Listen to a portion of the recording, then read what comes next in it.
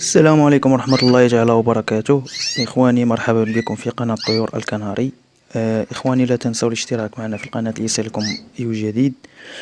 اليوم سوف نتحدث عن موضوع مهم جدا، وهو مرض الكبد عند الطيور.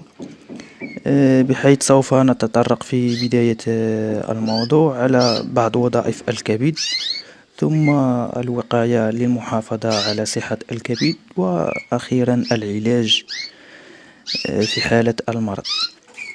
الكبد إخواني الكرام من أهم الأعضاء في جسم الطائر، بل يمكن القول أنه أهم عضو، لأن صحة الطائر في صحة كبده.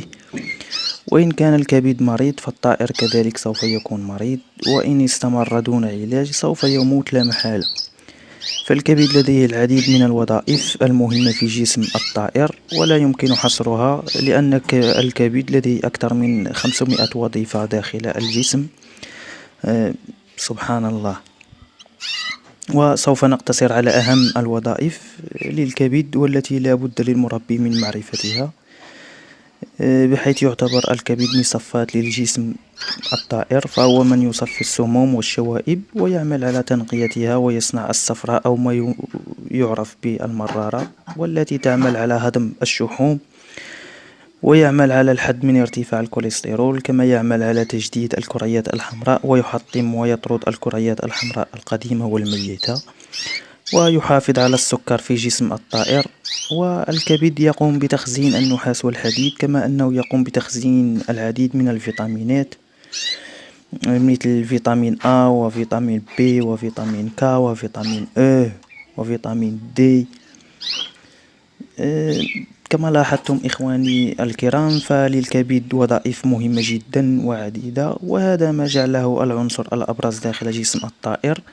لذلك إن كان الكبد سليم، فالطائر في صحة جيدة، والعكس صحيح. وهذا ما ذكرت إلا القليل والقليل من بعض الوظائف للكبد، حتى لا أطيل عليكم، ولا يسعنا حصر جميع الوظائف، حتى ندخل في صلب الموضوع ونتحدث عن الأهم، وهو كيفية وقاية الكبد حتى لا يمرض.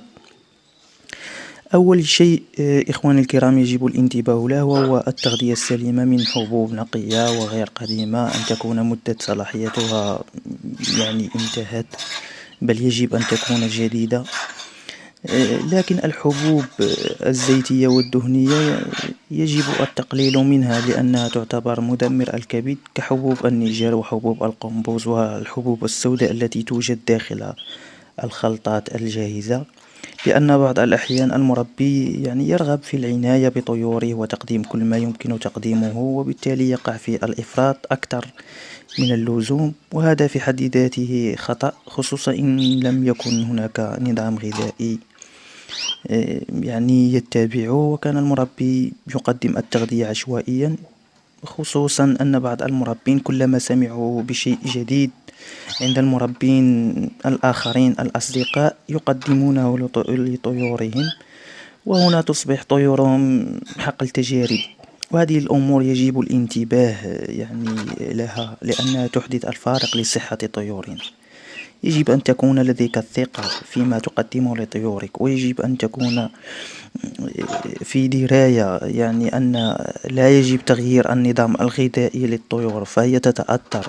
فعندما تسمع شيء جديد عند صديقك، فأنت لديك أمور لا يقدمها صديقك، وهكذا. فكما ذكرت الحبوب الزيتية ومن أهمها الآن هي أمامكم في الصورة. نقدمها مرة إلى مرتين في الأسبوع إلى حد أقصى، وفي معلف صغير، ولا نملأ المعلف لآخره بها، لأن الطائر سوف يعتمد عليها وينسى الحبوب البريق أو حبوب الزيوان، وهي الأهم والأساس في تغذية الطائر. ولا ننسى الخضار والفواكه، فهي مهمة جدا لصحة الطيور، لكن يجب غسلها جيدا، والبحث على مواد أو البحث على ما هو طبيعي ما أمكن، والابتعاد على ما هو مهجن. وهناك صنف من الخضار وهو جيد جدا لصحة الطائر وللكبد خصوصا، بحيث يعتبر كوقاية له، وهو البنجر. الذي تشاهدونه في الصورة. نأخذ حبة نغسلها جيدا ونقطعها ونضعها في نصف لتر من الماء ونتركها فوق النار لدرجة الغليان، وبعدها نصفي المحلول ونتركه يبرد ونضعه في قنينة سعتها لتر ونضيف الماء عليه حتى تملأ القنينة يعني، ونقدمه للطيور نصف يوم وبعدها نغيره بماء طبيعي.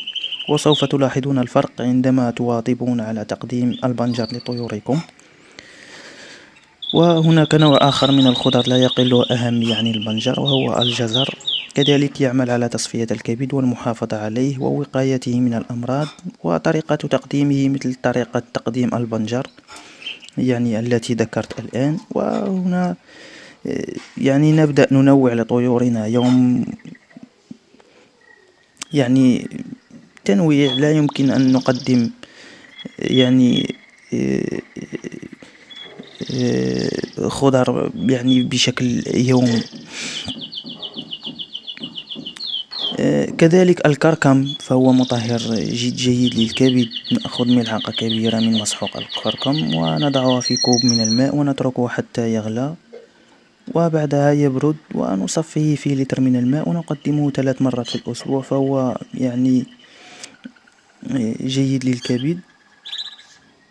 وهذه المواد التي ذكرت يعني لا تنفع الكبد لوحده، بل ستفيد الجسم للطائر كله، وهذا هو الجميل، كما أنها سترفع مناعته يعني، وهذا ما هو جميل فيما هو طبيعي عكس الأدوية الكيماوية التي تعتبر من الأمور التي يجب وقاية الكبد منها، لأن الأدوية الكيماوية عندما نقدمها للطائر بهدف العلاج فهي تمر عبر الكبد وترهقه وتتعبه وتعرقل وظائفه. يعني أنا لا أقول أننا لا نستعمله أبدا، لكن يجب الابتعاد عليها ما أمكن، إلا في حالات الضرورية والمستعجلة والتي لا ينفع معها ما هو طبيعي. لكن نحن لا نرغب في الوصول للمراحل المتقدمة من المرض، لذلك دائما في مواضيعي أتحدث عن الوقاية قبل العلاج، لأننا إذا التزمنا يعني بالوقاية لن نقدم العلاج. وأنتم تعرفون المقولة الشهيرة: الوقاية خير من العلاج. وحتى في حالة العلاج نقدم هذه المواد التي ذكرت، فهي تعتبر كوقاية وكعلاج للكبد. وصدقوني إخواني الكرام، لو قدمناها لطيورنا لن نحتاج للعلاج، لأن هذا ما يجب معرفته، وهو لا يجب ترك الكبد يعني يمرض. وكل هذه المواد لو نقدمها في أسبوع واحد يجب تقديمها على مدار السنة. مثلا في الأسبوع الأول نقدم البنجر 3 أيام في الأسبوع، والأسبوع الثاني نقدم الجزر، والأسبوع الثالث نقدم الكركم، والرابع نقدم الثوم مع قطرات من الحامض، كذلك جد مهمين للكبد.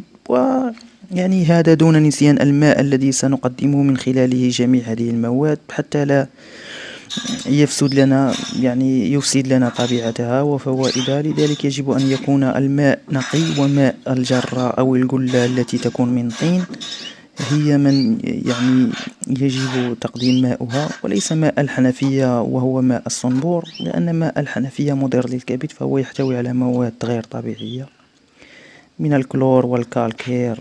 ويعني لو أردنا تقديم الماء لوحده يجب أن يكون طبيعيا ولا يكون ماء الحنفية كما ذكرت.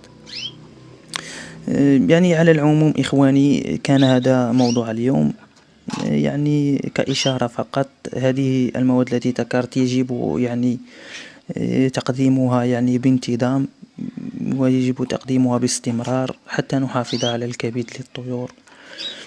إخواني، لا تنسوا الاشتراك معنا في القناة، وإلى اللقاء في فرصة قادمة إن شاء الله.